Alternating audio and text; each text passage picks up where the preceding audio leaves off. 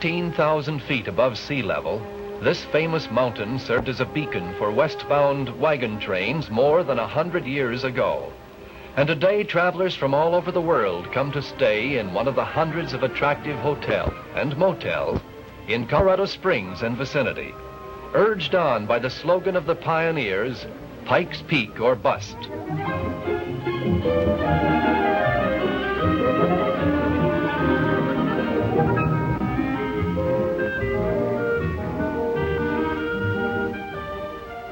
Colorado Springs is a glamorous little city of 65,000 people who are annual hosts to hundreds of thousands of visitors to this fabulous vacation land. A city of modern shops and a bustling business district.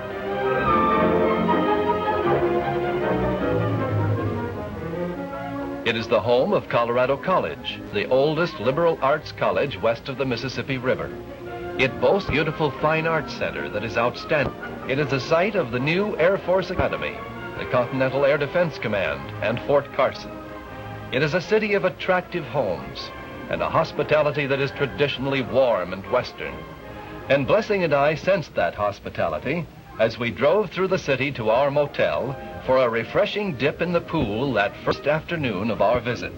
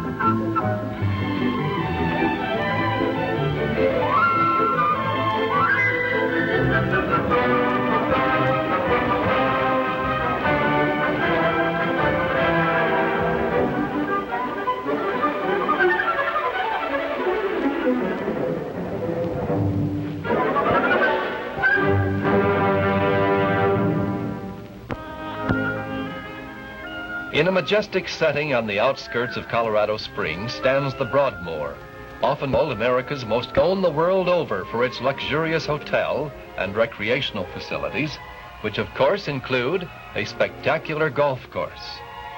And while I had wandered downtown to see the city, Blessing had chosen to go window shopping and sightseeing here.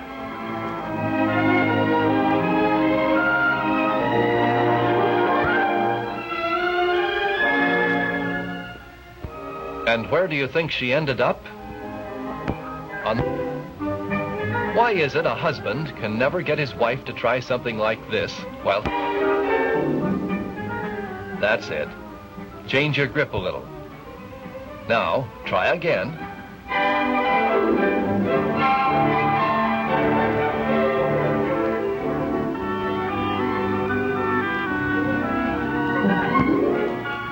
What's this? The gallery going to try a shot?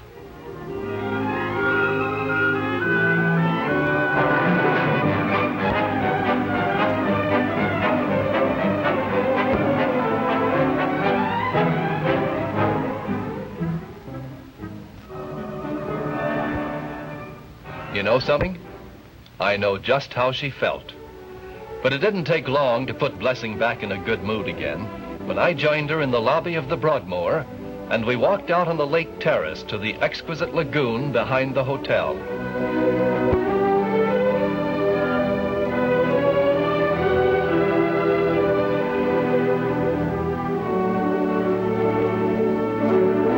"52 of the highest mountains in the country are in Colorado. And though Pikes Peak is not quite the highest of all, by a few feet only, it is surely the most famous of all America's sky-brushing mountains. It rises 14,110 feet above sea level, a mile and a half above the plain at its foot. And when Lieutenant Zebulon Pike first discovered it, 150 years ago, and failed in his attempts to climb it, he wrote in his diary that the forbidding mountain would never be climbed by mortal man. Yet, only 14 years later, 3 men reached the top of the peak. And within a few more years, a party which included the wife of one of the members reached the top. And Mrs. Julia Holmes became the first woman to stand on the famous peak. What a difference today. Each year, more than 250,000 tourists climb the mountain, either driving over the marvelously engineered automobile highway to the top or on the cog railway. And as our train climbed steadily up and up toward the distant clouds, a changing panorama of awe-inspiring beauty passed our window.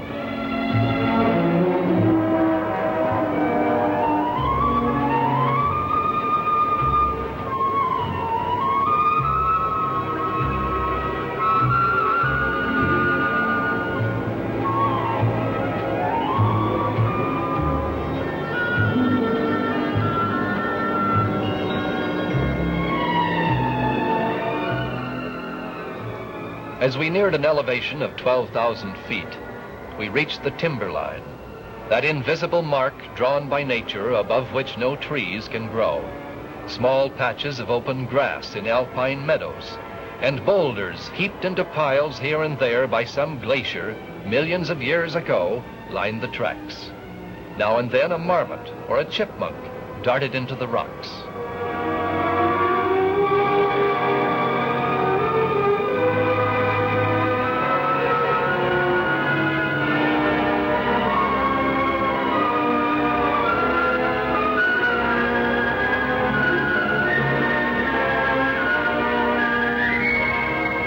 Then, in a few more minutes, we climbed the last sloping grade to the summit.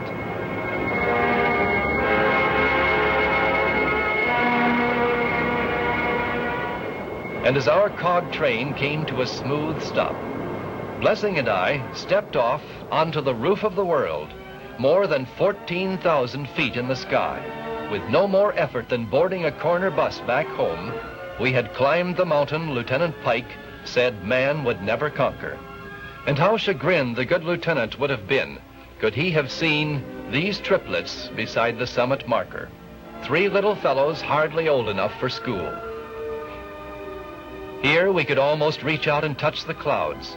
And as we looked across the distant mountains for 100 miles or more, we too saw the purple mountain majesties, which inspired Catherine Lee Bates to write the song loved by every American, America the Beautiful.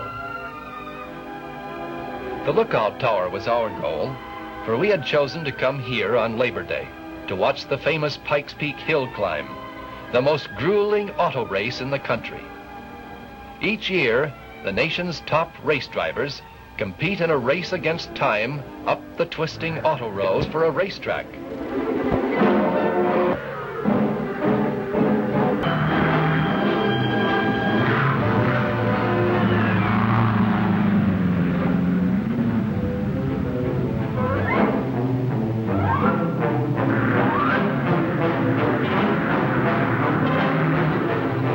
More than 60 miles an hour was the average of the winner this year.